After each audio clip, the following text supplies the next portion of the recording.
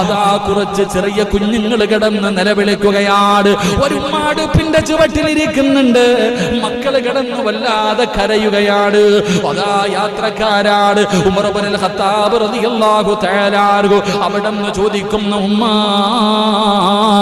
ഈ മക്കള് കിടന്ന് കരയുന്നത് എന്തിനാണ്? കഴിക്കാൻ ഭക്ഷണമില്ലാത്തത് കൊണ്ടാണ്. അവർക്ക് വിശന്നെന്താണ് അവർ കിടന്ന് കരയുന്നത്? ഉമർ തങ്ങൾ ചോദിച്ചു, എന്തേ അടുപ്പിലിരിക്കുന്നത്? എന്താണ് അടുപ്പിലിരിക്കുന്നത്? ഭക്ഷണമാണോ? ഉമ്മ പറഞ്ഞു, ഒരിക്കലുമില്ല, പച്ചവെള്ളം വെച്ചിരിക്കുകയാണ്. എന്റെ മക്കള് ഭക്ഷണമാണെന്ന് കരുതിയിട്ട് ഇവിടെ കിടന്ന് കരഞ്ഞവർ ഉറങ്ങിപ്പോകുമല്ലോ, അവരെ പറ്റിക്കാനാ വെള്ളം ചൂടുവെള്ളമാ പാത്രത്തിലിരിക്കുന്നത്. എന്നിട്ടാ ഉമ്മ പറയുകയാണ്, ഉമർ ഞങ്ങളുടെ രാജ്യം ഭരിക്കുന്നു, ഞങ്ങളുടെ കാര്യം ഉമറിനറിയേണ്ടതില്ലല്ലോ, ഞങ്ങളുടെ കാര്യം ഉമറിനറിയേണ്ടതില്ലല്ലോ. ആ ഉമ്മ പറഞ്ഞു, ഉമ്മയോട് ചോദിക്കുകയാണ്. ആ ഉമ്മ പറഞ്ഞു, ഞങ്ങളുടെ ഭരണാധികാരി ഉമറാണ്, ഞങ്ങളുടെ അവസ്ഥ ഉമറിനറിയണ്ടല്ലോ. ഉമർ റളിയല്ലാഹു തആല അൻഹു ചോദിക്കുന്നു, ഉമ്മ, നിങ്ങൾ പട്ടിണി കിടക്കുന്നത് ഉമറിനറിയില്ലല്ലോ, അറിയണമല്ലോ. ഉമ്മ തിരിച്ചു ഉമർ ഇബ്നുൽ ഖത്താബ് തങ്ങളോട് പറയുകയാണ്, ഭരണാധികാരിക്കറിയണം തന്റെ അനുയായികളുടെ അവസ്ഥ എന്താണെന്ന് ഉമർ കണ്ടുപിടിക്കണമല്ലോ. ഉമർ റളിയല്ലാഹു തആല അൻഹു വല്ലാതെ ഭയപ്പെടുകയാണ്. നാളെ പടച്ച റബ്ബിന്റെ മുന്നിൽ കണക്ക് പറയണമല്ലോ. ഉമർ ഇബ്നുൽ ഖത്താബ് റളിയല്ലാഹു തആല അൻഹു അവിടുന്ന് ഇറങ്ങി ഓടുകയാ. തന്റെ വീട്ടിലേക്ക് കടന്നു ചെന്നു. അവസാനം ബൈത്തുൽ മാലിൽ കരുതി വെച്ചിരുന്ന ഭക്ഷണവും നെയ്യും മാവും എല്ലാം എടുത്ത് തലയിൽ ചുമന്നുകൊണ്ട് ഈ വീട്ടിലേക്ക് കടന്നു വന്നു. ആഗ്രഹിക്കുന്ന കുഞ്ഞുങ്ങൾക്ക് മുഴുവനും സ്വന്തം കൈകൊണ്ട് ഭക്ഷണം വെച്ചു കൊടുക്കുകയാ. കൂടെ പോയ സഹാബി പറയുകയാണ്, ഉമർ തങ്ങളാണ് അവിടെ ഇരുന്ന് ചപ്പാത്തി മാവ് കുഴച്ചുണ്ടാക്കിയത്. തീയുടെ ചുവട്ടിലിരുന്നിട്ട് അവിടെ നിന്ന് കരഞ്ഞുകൊണ്ടാ ഭക്ഷണം ഉണ്ടാക്കിയത്. അവസാനം ആ മക്കളുടെ വായിലേക്ക് ഭക്ഷണം വെച്ചു കൊടുത്തു. ഉമ്മയ്ക്ക് വലിയ സന്തോഷമായി. എന്നിട്ടാ ഉമ്മ ഉമർ ഇബ്നുൽ ഖത്താബ് തങ്ങളോട് പറഞ്ഞതെന്തെന്നറിയോ? ഭരണാധികാരിയാകാം നിങ്ങൾക്കാ മോരെ.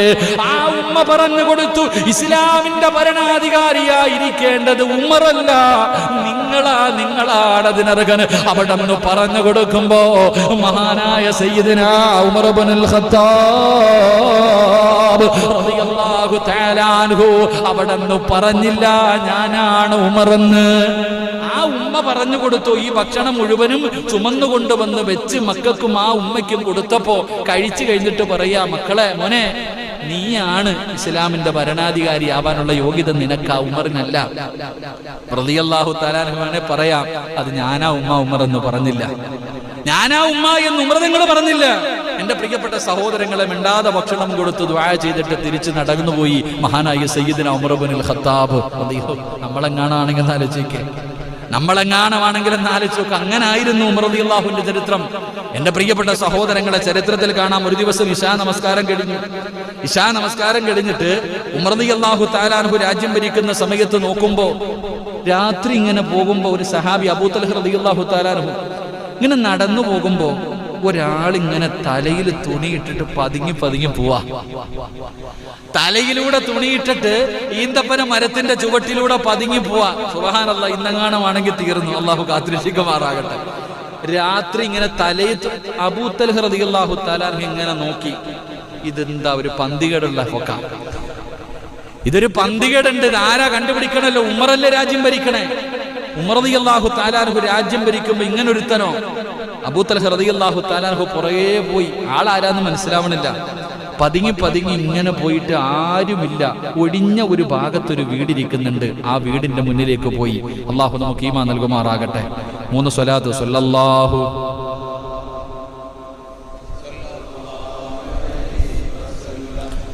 സല്ലല്ലാഹു അലാ മുഹമ്മദ് സല്ലല്ലാഹു അലൈഹി വസല്ലം. അല്ലാഹുമ്മ സല്ലി അലാ മുഹമ്മദ് യാ റബ്ബി സല്ലി അലൈഹി വസല്ലം. അല്ലാഹു ഈമാൻ നൽകുമാറാകട്ടെ. കുറച്ചേരം ഇരിക്കല്ലേ, ഒന്നും ആയില്ല, പകുതി ആയില്ല. എന്തായാലും ഇൻഷാ അല്ലാഹ് ഇത്തിരി കൂടെ ഇരിക്കും. അല്ലാഹു ഈമാൻ നൽകുമാറാകട്ടെ. ഉമർ റളിയല്ലാഹു തആല അൻഹുവിന്റെ രാജ്യം ഭരിക്കുന്ന സമയത്ത് ഒരാൾ തലയിൽ തുടിയിട്ടിട്ട് പതുങ്ങിപ്പോവാ. അബൂ തൽഹ റളിയല്ലാഹു തആല അൻഹു പറഞ്ഞു, ഇവനെ പൊക്കണം, ഇവൻ ആരായാലും ഇവനെ കണ്ടുപിടിച്ചിട്ട് ഇവനെ ഉമർ ഇബ്നുൽ ഖത്താബ് തങ്ങളുടെ മുന്നിൽ കൊണ്ടുപോയിട്ട് ഇവന് വേണ്ട ശിക്ഷ മേടിച്ചു കൊടുക്കണം, വിടാൻ പാടില്ല. അങ്ങനെ പുറകെ പോയി. അവസാനം നോക്കുമ്പോ സുബ്ഹാനല്ലാഹ്, ഒരു വീടിന്റെ മുന്നിൽ ചെന്ന് ഒളിഞ്ഞ്, രാത്രി ഒരു വീടിന്റെ മുന്നിൽ ഒളിഞ്ഞ് ചെന്നിട്ട് അങ്ങോട്ടും ഇങ്ങോട്ടും നോക്കുക, ആരുമില്ല. പടച്ചോനെ അനുവാദം പോലും ചോദിക്കാതെ അകത്തേക്ക് വാതിൽ തുറന്ന് കയറി. അപ്പൊ ഈ സഹാബി ഇങ്ങനെ പുറകിൽ നോക്കുക, ആരാ അല്ലാഹ്, പടച്ചോനെ നിങ്ങൾ അരിച്ചിക്ക്, രാത്രി ഒറ്റയ്ക്ക് ഒരു വീടിന്റെ അകത്ത് പതുങ്ങി കയറാ. നമ്മളാണെങ്കിൽ പോയി പിന്നെ മരത്തിൽ കെട്ടിയിട്ടിട്ട് ഇടി മാത്രമേ കാണത്തുള്ളൂ. അലജിക്ക് അല്ലേ? ചരിത്രം പഠിച്ചോ? നാട്ടുകാരെ വിളിച്ചൊന്നുമില്ല. ആ സഹാബി അബൂ തൽഹ റളിയല്ലാഹു തആല ഇങ്ങനെ വാതിൽ അങ്ങോട്ട് തുറന്നിട്ട് പതുക്കെ അകത്തോട്ട് കയറുമ്പോ ആ വീടിന്റെ അകത്ത് കത്തിച്ചു വെച്ചിരുന്ന വിളക്കിന്റെ വെളിച്ചത്തിൽ ആ മുഖം കണ്ടു. ആരാ? മഹാനായ സയ്യിദുനാ ഉമർ ഇബ്നുൽ ഖത്താബ്. ആരാ പാതിരാത്രി കയറി പോണേ? അബൂ തൽഹ റളിയല്ലാഹു തആല അൻഹുവിന്റെ കണ്ണ് തെള്ളിപ്പോയി. കാരണം ഇസ്ലാമിന്റെ രണ്ടാമത്തെ ഖലീഫ മഹാനായ സയ്യിദുനാ ഉമർ ഇബ്നുൽ ഖത്താബ് റളിയല്ലാഹു തആല പാതിരാത്രി പതുങ്ങി വീട്ടിൽ കയറാ.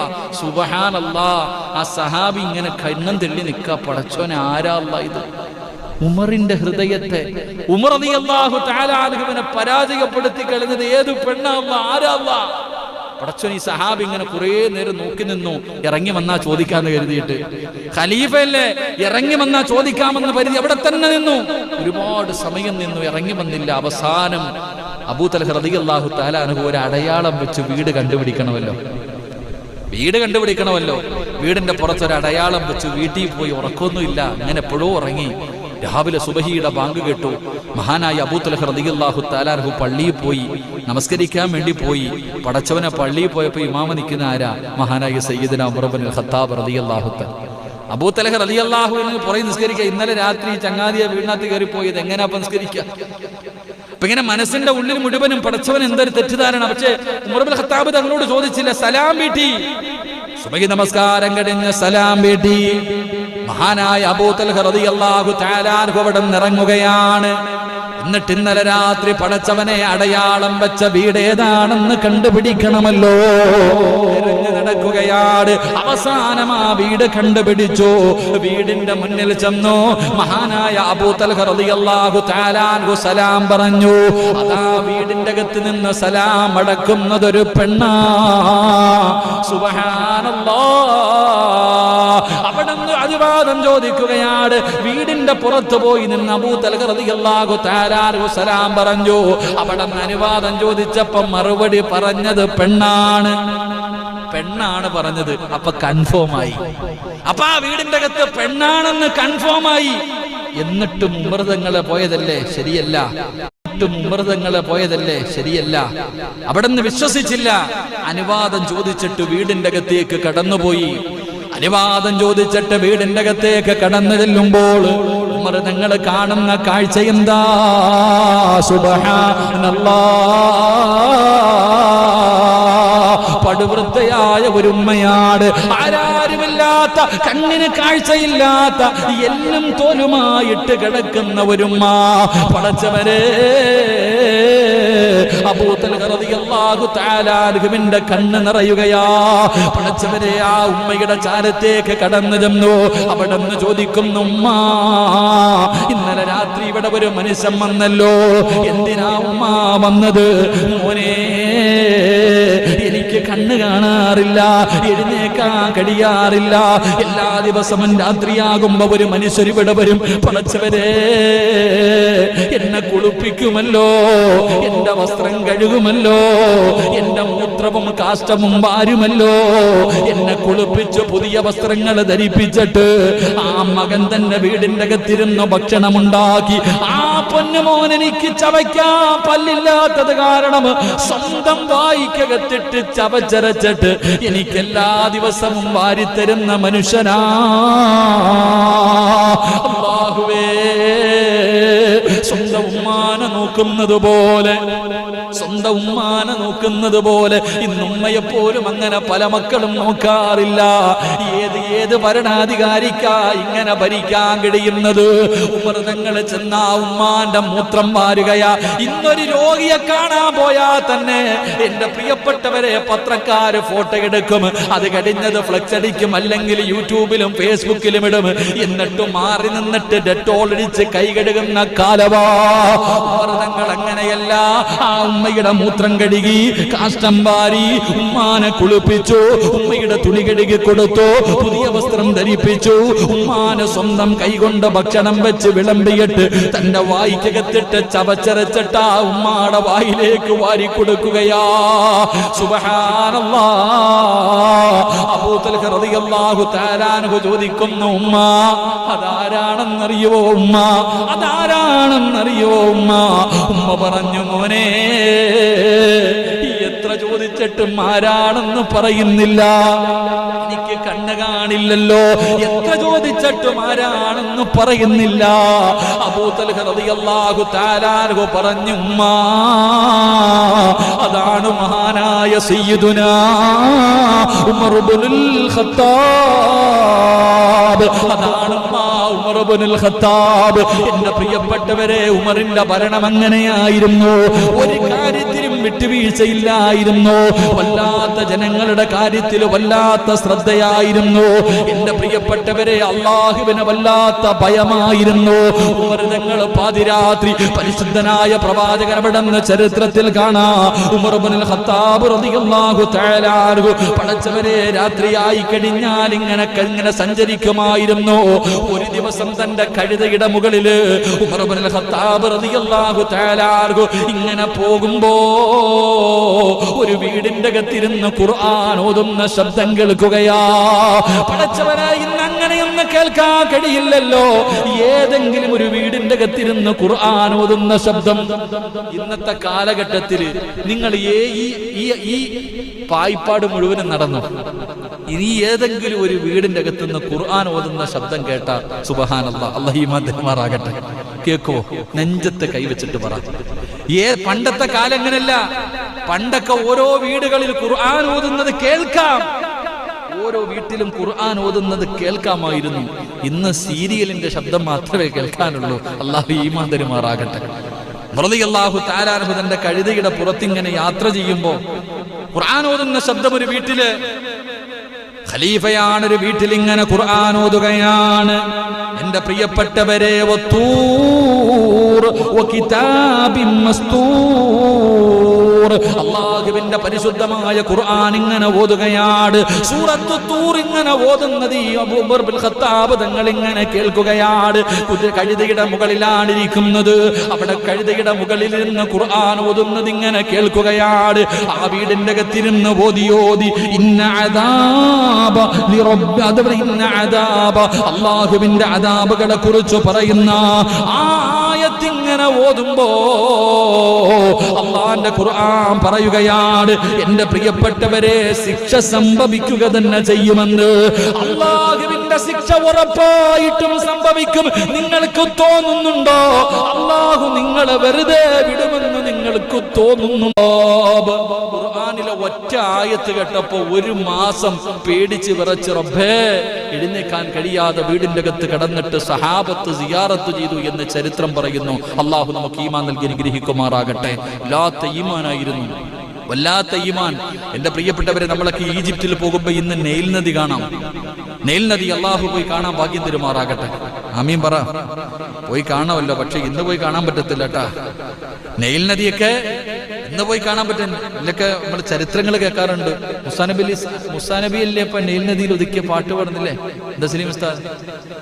വലിയ ചരിത്രങ്ങൾ പറയുന്നതാ നൈൽ നദിയുടെ. പക്ഷെ ഇന്ന് നൈൽ നദി പോയാ ലൈവ് ആയതുകൊണ്ട് ഞാൻ പറയണില്ല, ഞാൻ ഒന്ന് പോയപ്പോ കണ്ടത്, അതുകൊണ്ട് അല്ലാഹു ഈമാൻ തരുമാറാകട്ടെ. ഇന്നെന്റെ പ്രിയപ്പെട്ട സഹോദരങ്ങളെ, ഇസ്രയേലും ഫലസ്തീനും ഈജിപ്തും കൈറോയൊക്കെ വലിയ ഉല്ലാസ യാത്രയുണ്ട്. സിയാറത്ത് ടൂർ എന്ന് പേരുണ്ട്. പക്ഷേ ആ സിയാറത്ത് ടൂറിൽ നൈൽ നദിയിലൂടെ കപ്പലിൽ ഒരു സഞ്ചാരമുണ്ട്. കപ്പലിൽ ആ നൈൽ നദിയിലൂടെ നമ്മളെ കൊണ്ടുപോകും. ആ കൊണ്ടുപോകുന്ന സമയത്ത് നമ്മളെ കൊണ്ടുപോകുന്നവർ തന്നെ പറയും, ഭക്ഷണമൊക്കെ കഴിച്ചാൽ അപ്പം എഴുന്നേറ്റ് പൊക്കോണമെന്ന്. ഭക്ഷണം കഴിച്ചു കഴിഞ്ഞാൽ പിന്നെ അവിടെ ഇരിക്കാൻ പാടില്ല. ഇത് എല്ലാ വർഷമായിട്ട് നടക്കാം. അവസാനം ഇസ്ലാമിന്റെ കീഴിലേക്ക് അത് കടന്നു വന്നു. ഉമർ ഇബ്നു ആസ് റളിയല്ലാഹു തആല അൻഹു നോക്കുമ്പോ വെള്ളമൊക്കെ ഇങ്ങനെ നിറഞ്ഞു കവിഞ്ഞു പോകാം. എല്ലാവരും ഈ കാര്യങ്ങൾ പറഞ്ഞു. അങ്ങനെ ഉമർ ഇബ്നുൽ ഖത്താബ് റളിയല്ലാഹു തആല അൻഹുവിലേക്ക് അവിടെ നിന്ന് കത്തെഴുതി, ഇങ്ങനൊരു വിഷയമുണ്ട്, എന്ത് ചെയ്യണം? മഹാനായ സയ്യിദന ഉമർ ഇബ്നുൽ ഖത്താബ് റളിയല്ലാഹു തആല അൻഹു ഒരു പേപ്പർ എടുത്തിട്ട് ഒരു കത്തെഴുതി. ബിസ്മില്ലാഹിർ റഹ്മാനിർ റഹീം. അവിടെ നിന്ന് ഒരു പേപ്പർ എടുത്തിട്ട് ഒരു കത്തെഴുതി. ആ കത്തെഴുതിയിട്ട് ഇങ്ങനെ എഴുതി കൊടുത്തു, മിൻ അബദില്ല അംറൻ ഇന്ന നൈൽ മിസ്റിലെ നൈൽ നദിക്ക് ഉമർ ഇബ്നുൽ ഖത്താബ് എഴുതുന്ന കത്ത് എന്ന് പറഞ്ഞ് ബിസ്മി എഴുതിയിട്ട് ഒരു കത്തെഴുതി. 2 വരി ഉണ്ടായിരുന്നുള്ളൂ. ഇങ്ങനെ ബിസ്മിയൊക്കെ പറഞ്ഞ് എഴുതിയിട്ട് അതിന്റെ താഴെ എഴുതി, നിന്റെ ഇഷ്ടപ്രകാരമാണ് നീ ഇങ്ങനെ ഒഴുകുന്നതെങ്കിൽ നീ അടങ്ങിക്കൊള്ളണം. അല്ല, അല്ലാഹുവിന്റെ തീരുമാനം അനുസരിച്ചാണെങ്കിൽ കുഴപ്പമില്ല. ഈ എഴുത്തെഴുതിയിട്ട് പറഞ്ഞു, ഇത് കൊണ്ടുപോയിട്ട് നൈൽ നദിയിൽ ഇട്ടാൽ മതി, വേറൊന്നുമില്ല. 2 വരിയുള്ള ഒരു എഴുത്തെഴുതി കൊടുത്തു. അംർ ഇബ്നുൽ ആസ് റളിയല്ലാഹു തആല അൻഹു എഴുത്ത് കിട്ടി വായിച്ചു നോക്കി. 2 വരി ഇതാ എഴുതിയിരിക്കണേ, നീ നിന്റെ സ്വന്തം ഇഷ്ടപ്രകാരമാണ് ഇങ്ങനെ ചെയ്യുന്നതെങ്കിൽ നീ അടങ്ങിക്കൊള്ളണം. അല്ല, അള്ളാഹുവിന്റെ തീരുമാന പ്രകാരമാണെങ്കിൽ കുഴപ്പമില്ല, ഒഴിക്കോ. ഈ എഴുത്തെടുത്ത് അങ്ങോട്ടിട്ടു. നേരം വെളുക്കുന്നതിന് മുമ്പേ ആ വെള്ളത്തിന്റെ എല്ലാ ഒഴുക്കും മാറി സമാധാനത്തിലായി എന്ന് ചരിത്രം പഠിപ്പിക്കുന്നു. അള്ളാഹു ഈമാൻ നൽകുമാറാകട്ടെ. ഇത് ചരിത്രമല്ലാതെ കെട്ടുകഥയല്ല, ഇത് ചരിത്രമാണ്. ആ മഹാനായ സയ്യിദന ഉമർ ഇബ്നുൽ ഖത്താബ് റളിയല്ലാഹു തആല അൻഹു, അല്ലാഹു ആ മഹാനെ ആദരിക്കാൻ ഭാഗ്യം നൽകുമാറാകട്ടെ. ആ മഹാന്റെ മഹത്വം മനസ്സിലാക്കാൻ ഭാഗ്യം നൽകുമാറാകട്ടെ. ഇങ്ങനെ ജീവിച്ചിരുന്ന മഹാനായ സയ്യിദന ഉമർ ഇബ്നുൽ ഖത്താബ് റളിയല്ലാഹു തആല അൻഹു മഹാനവറുകളുടെ വഫാത്ത് നമുക്കറിയാം. എപ്പോഴും ദുആ ചെയ്യും, അല്ലാഹുവേ എനിക്ക് നീ ഷഹീദിന്റെ കൂലിയിട്ട എന്നൊരു മരണം തരണേ പടച്ചവനെ. അല്ലാഹുമ്മ റുസ്ഖ്നി ഷഹാദ ഫീ ബലദി നബീക. അവിടുന്ന് ദുആ ചെയ്യും, അല്ലാഹുവേ മുത്തുനബിയുടെ മദീനത്ത് കടന്നിട്ട് എനിക്ക് ഷഹീദാകണം. നടക്കാത്ത കാര്യമാ, കാരണം മക്കത്തും മദീനത്തും യുദ്ധമില്ലല്ലോ, പിന്നെ എങ്ങനെ ഷഹീദാകാനാ? എന്റെ പ്രിയപ്പെട്ട സഹോദരങ്ങളെ, ഉമർ ഇബ്നുൽ ഖത്താബ് റളിയല്ലാഹു തആല അൻഹു, അങ്ങനെ എന്റെ പ്രിയപ്പെട്ടവരെ, പള്ളിയിൽ സുബഹി നമസ്കാരം നടക്കുകയാണ്. അല്ലാഹുവിന്റെ പള്ളിക്കകത്ത് സുബഹി നമസ്കരിച്ചു കൊണ്ടിരിക്കുകയാ. അവിടെ നിന്നിങ്ങനെ സുബഹി നമസ്കരിക്കുന്ന സൂറത്ത് യൂസുഫാണ് സുബഹിക്കോതുന്നത്. നമ്മൾ റമദാൻ മാസത്തിൽ മുസമ്മിൽ ഉസ്താദ് ഓതുമ്പോ ഇത്തിരി കുറച്ച് കിട്ടാൻ വേണ്ടി പുറകെ നിന്നിട്ട് ആക്കുന്നവരാണ് ലാലിജിക്ക്. എടാ, ആകെ വർഷത്തിൽ ഒരിക്കൽ ഖത്ത ഓതുന്നത് റമദാനില. അപ്പോഴും നമ്മൾ നോക്കും അല്ലാഹു അടിക്കുന്ന പള്ളി ഏതാണ്? എന്താ പ്രസിഡന്റ് ഉണ്ടായിരിക്കും ഉള്ളതിൽ ഞാൻ പറഞ്ഞത് ഏറ്റവും എളുപ്പമാണ്. പിന്നെയും ഊരി കുത്തുകയാണ്. എന്നിട്ട് ഈ മനുഷ്യൻ ഉമർ തങ്ങൾ കുത്തുകൊണ്ട് പിടയുമ്പോ ഇറങ്ങി പോകുമ്പോ ഒന്നാമത്തെ സഫിൽ നമസ്കരിച്ചു കൊണ്ടിരുന്ന പല സഹാബാക്കളെയും കുത്തിമറിച്ചു. എല്ലാരും രക്തത്തിൽ പിടഞ്ഞ് വീഴുകയാണ്. ഇമാമ കണ്ണിന്റെ മുന്നില് അടുത്ത് നമസ്കരിച്ചു കൊണ്ടിരുന്നവർ പടച്ചവനെ പിടഞ്ഞ് താഴെ വീണു. പക്ഷേ സുബ്ഹാനല്ലാഹ്,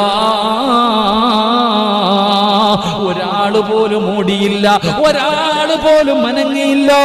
എല്ലാവരും തന്റെ കണ്ണിന്റെ മുന്നിൽ കിടന്ന് ഉമർ തങ്ങൾ മരണത്തോട് മല്ലടിക്കുകയാ. പല സ്വഹാബാക്കളും സഫില് തൊട്ടടുത്ത് നിന്നവർ വരെ കുത്തുകൊണ്ട് പിടഞ്ഞ് താഴെ കിടക്കുകയാണ്. ചരിത്രം പറയുന്ന 7ഓളം സ്വഹാബികളോ ഉമർ തങ്ങൾക്ക് അവിടെ നിന്ന് സ്വഹാബത്തിനോട് വിളിച്ചു പറയുകയാ, അല്ലാഹു അക്ബർ, അല്ലാഹു അക്ബർ, അല്ലാഹു അക്ബർ. പടച്ചവനെ, ആരെങ്കിലും കയറി നിൽക്ക് സഹാബ. അവിടെ നിന്ന് സൂചന കൊടുക്കുമ്പോ തൊട്ടുപുറകിൽ നിന്ന സ്വഹാബി ഉണ്ടല്ലോ, അബ്ദുറഹ്മാൻ ഇബ്നു ഔഫ് തങ്ങള്.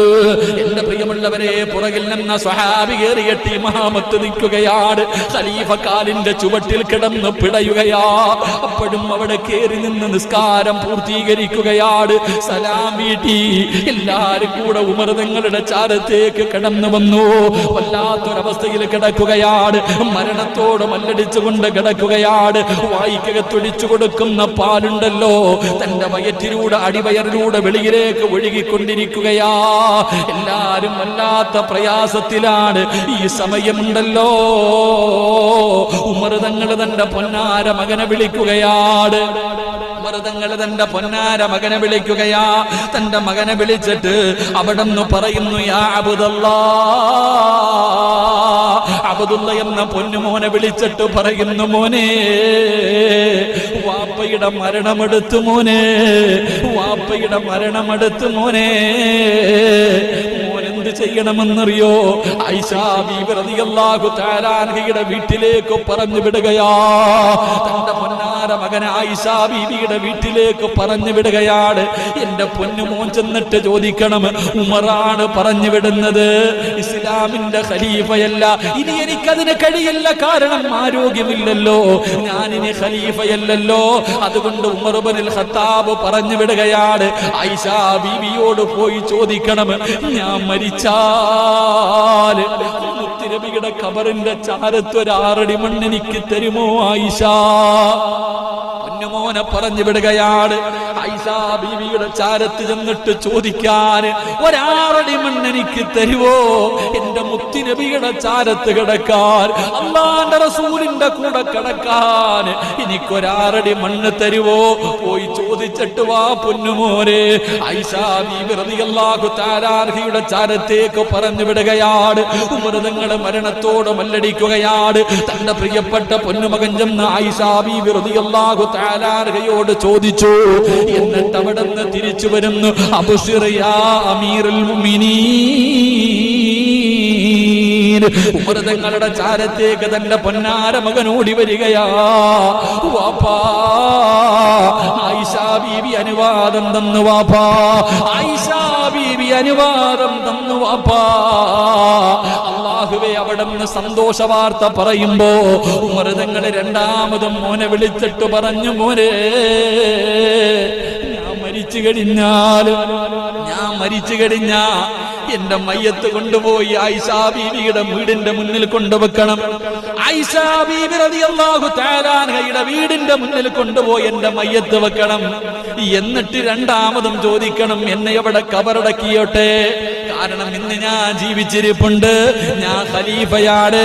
അതുകൊണ്ട് ഞാൻ മരിച്ചതിന് ശേഷവും പോയി ചോദിക്കണം, കാരണം ആ സ്ഥലം ഏതെന്നറിയോ? ആയിഷാ ബീവി റളിയല്ലാഹു തആല തനിക്ക് വേണ്ടി കരുതി വെച്ചിരുന്ന സ്ഥലമാ. ഏറ്റവും വലിയ സദക്കയാ മനുഷ്യ, ഏറ്റവും വലിയ സദക്കയാണ്. ആയിഷാ ബീവിയുടെ ജീവിതത്തിലെ ഒരു വലിയ മോഹമായിരുന്നു, തന്റെ വാപ്പയല്ലേ കിടക്കുന്നത്, തന്റെ പ്രിയപ്പെട്ട ഭർത്താവല്ലേ കിടക്കുന്നത്, വാപ്പായുടെയും പൊന്നാര ഭർത്താവിന്റെയും കൂടെ എവിടെ കിടക്കാൻ? ആ കുറച്ച് സ്ഥലമുണ്ടല്ലോ, ആയിഷാ ബീവി തനിക്ക് വേണ്ടി മനസ്സിൽ കരുതി വെച്ചതാ. ആയിഷാ റളിയല്ലാഹു തആല അൻഹ തനിക്ക് വേണ്ടി കരുതി വെച്ചിരുന്ന സ്ഥലമാണ്. അതുകൊണ്ടാ ഉമർ തങ്ങൾ പറഞ്ഞു, മോനെ, ഞാൻ മരിച്ചു കഴിഞ്ഞാ എന്റെ മയ്യത്ത് കൊണ്ടുവച്ചിട്ട് ചോദിക്കണേ. ആ സ്ഥലം ആയിഷയ്ക്ക് വല്ലാത്ത ഇഷ്ടമുള്ളതാണ്. അത് ഉമ്മഹാത്തുൽ മുഅ്മിനീൻ ആയിഷ റളിയല്ലാഹു തആല അൻഹ തനിക്ക് വേണ്ടി കരുതി വെച്ചിരിക്കുന്ന സ്ഥലമാണ്. അതുകൊണ്ട് എന്റെ മയ്യത്ത് അവിടെ കൊണ്ടുവച്ച് ചോദിക്കണേ. എന്റെ പ്രിയമുള്ളവരെ, ഉമർ ഇബ്നുൽ ഖത്താബ് റളിയല്ലാഹു തആല അൻഹു പടച്ചവനെ അവിടെ നിന്ന് ബോധം കെട്ട് കിടക്കുകയാണ്. അവിടെ നിന്ന് ബോധം പോയി തിരിച്ചു വന്നപ്പോൾ ആദ്യമായിട്ട് ചോദിച്ചത് എന്തെന്നറിയോ? സഹാബാ, നിങ്ങൾ നമസ്കാരം പൂർത്തീകരിച്ചോ സഹാബാ? എന്നിട്ട് പറയുകയാ, എന്റെ നമസ്കാരം പൂർത്തീകരിക്കാൻ പറ്റിയില്ലല്ലോ.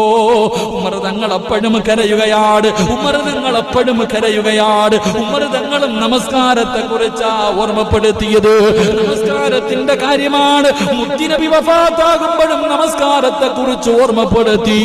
മഹാനായ സയ്യിദുനാ അബൂബക്കർ സിദ്ദീഖ് റളിയല്ലാഹു തആല അൻഹു ആ സ്വഹാബിയും നമസ്കാരത്തെ കുറിച്ച് ഓർമ്മപ്പെടുത്തി. മഹാനായ സയ്യിദുനാ ഉമർ ഇബ്നുൽ ഖത്താബ് റളിയല്ലാഹു തആല അൻഹു മഹാനവറുകളും നമസ്കാരത്തെ കുറിച്ച് ഓർമ്മപ്പെടുത്തി. അവസാനം റബ്ബേ മരണത്തോട് മല്ലടിക്കുമ്പോ തന്റെ പ്രിയപ്പെട്ട പൊന്നാര മകനെ തലയെടുത്തിട്ട് മടിയിൽ വെക്കുകയാണ്. തലയെടുത്ത് മടിയിൽ വെച്ചു. മരണത്തോട് മല്ലടിക്കുന്ന സമയത്ത് ഉമർ ഇബ്നുൽ ഖത്താബ് തങ്ങൾ പറഞ്ഞു, മോനെ, വാപ്പാടെ തലയെടുത്തിട്ട് മണ്ണിലിടടാ, മടിയിൽ വെക്കല്ലേ മോനെ, വാപ്പാടെ മയ്യത്ത് മടിയിൽ വെക്കല്ലേ, വാപ്പാടെ തലയെടുത്തിട്ട് താഴെ മണ്ണിലേക്ക് വെക്കും മോനെ. അല്ല എന്നോട് കരുണ കാണിക്കട്ടെ, അല്ല എന്നോട് കരുണ കാണിക്കട്ടെ. മുത്തുനബിയുടെ തലയെടുക്കാൻ പോയവനാ. അല്ലാഹുവിന്റെ റസൂൽ സല്ലല്ലാഹു അലൈഹി വസല്ലം നിന്റെ വാപ്പ പ്രവാചകനെ ചീത്ത വിളിച്ചവനാണ്, മുത്തുനബിയുടെ തലയെടുക്കാൻ പോയവനല്ലേ ഉമർ.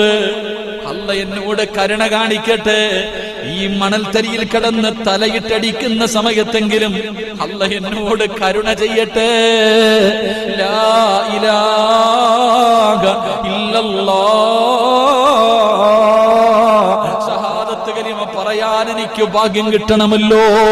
എന്റെ പ്രിയപ്പെട്ട സഹോദരങ്ങളെ, അവസാനം ഉമർ ഇബ്നുൽ ഖത്താബ് റളിയല്ലാഹു തആല അൻഹു അവിടുന്ന് ഷഹാദത്ത് കലിമ പറഞ്ഞു പടച്ച റബ്ബിന്റെ സ്വർഗ്ഗത്തിലേക്ക് പച്ചപ്പറവയെ പോലെ പറന്നു പോവുകയാ. അവിടുന്ന് ജനാസ കുളിപ്പിച്ചു. എന്റെ പ്രിയപ്പെട്ട സഹോദരങ്ങളെ, മയ്യത്ത് കഫൻ പൊതിഞ്ഞു. അല്ലാഹുവേ, ഉമർ തങ്ങളുടെ ജനാസ ഷഹീദാണല്ലോ. അവിടുന്ന് കഫൻ പൊതിഞ്ഞു. എല്ലാവരും കൂടെ ഉമർ ഇബ്നുൽ ഖത്താബ് തങ്ങൾ അല്ലാഹുവേ കഫൻ പൊതിയുന്ന സമയത്ത് സഹാബത്ത് കരയുകയാ, സഹാബത്ത് കരയുകയാ. എന്തേ കാരണമെന്നറിയോ? ഉമർ തങ്ങളുടെ ശരീരം മുഴുവനും പാടുകളാണ്. ഉമർ തങ്ങളുടെ ശരീരം മുഴുവനും ചാട്ടവാറിന്റെ പാടുകളാ. ഹസിബൂ ഖബല അൻ തുഹാസബൂ.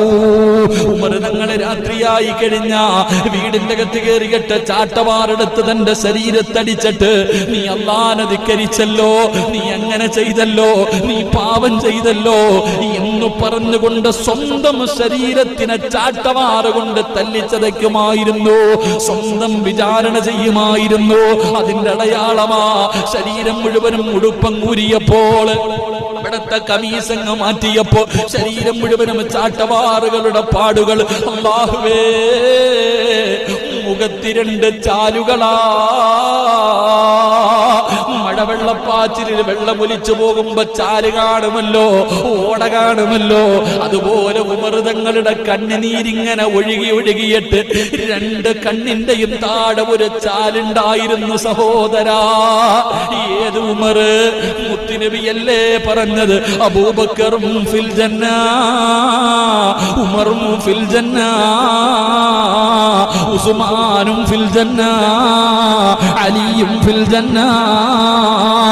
10 സ്വഹാബത്തിന്റെ പേരെടുത്തിട്ട് മുത്തുനബി പറഞ്ഞു 10 പേരും സ്വർഗ്ഗത്തിലാ.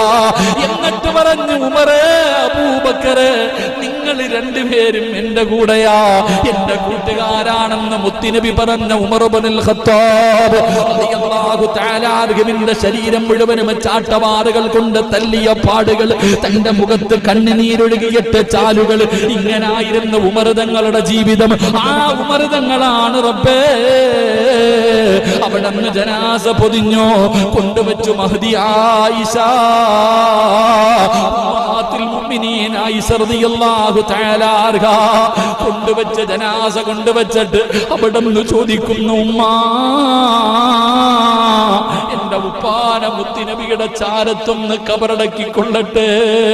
ആയിഷ ബീവി റളിയല്ലാഹു തആല അൻഹ തനിക്ക് വേണ്ടി കരുതി വെച്ചിരുന്ന സ്ഥലം, തനിക്ക് വേണ്ടി മാറ്റി വെച്ചിരുന്ന സ്ഥലം, അല്ലാഹുവേ, അതല്ലേ സദഖ എന്ന് പറഞ്ഞാൽ. ആരാ സഹോദര അങ്ങനെ കൊടുക്കുന്നത്?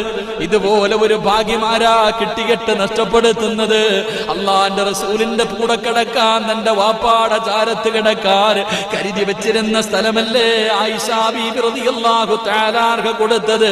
അതിനല്ലേ പ്രതിഫലം. ലൻ തനാലുൽ ബിർറ ഹത്താ തുൻഫിഖൂ മിമ്മാ തുഹിബ്ബൂൻ. അല്ലാഹുവിന്റെ ഖുർആനല്ലേ പറഞ്ഞത്? എന്റെ പ്രിയപ്പെട്ടവരെ, അവനവൻ ആവശ്യമായിരിക്കുന്ന സമയത്ത് കൊടുക്കുന്നതിന് വല്ലാത്ത പ്രതിഫലമാ. അവനവന് സ്വന്തം ആവശ്യമുള്ള സമയത്ത്, വളരെ ഞെരുക്കത്തിലിരിക്കുന്ന സമയത്ത് കോടികൾ കിട്ടുമ്പോഴല്ല, ലോട്ടറി അടിക്കുമ്പോഴല്ല പാവങ്ങൾക്ക് കൊടുക്കേണ്ടത്. നിനക്ക്